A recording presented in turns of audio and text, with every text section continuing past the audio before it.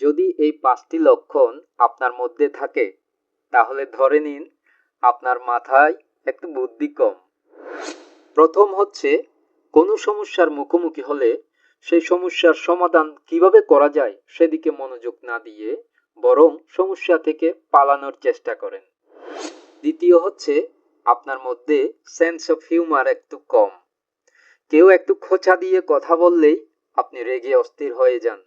আপনি বুঝতেই পারেন না আপনাকে রাগানোর জন্য এভাবে বলা হচ্ছে। তৃতীয় হচ্ছে, আপনি কাউকেই না বলতে পারেন না। যেখানে না বলা উচিত সেখানেও আপনি হা বলেন। ফলে স্বার্থান্বেষী মানুষ আপনার সরলতাকে কাজে লাগিয়ে নিজেদের স্বার্থ হাসিল করে।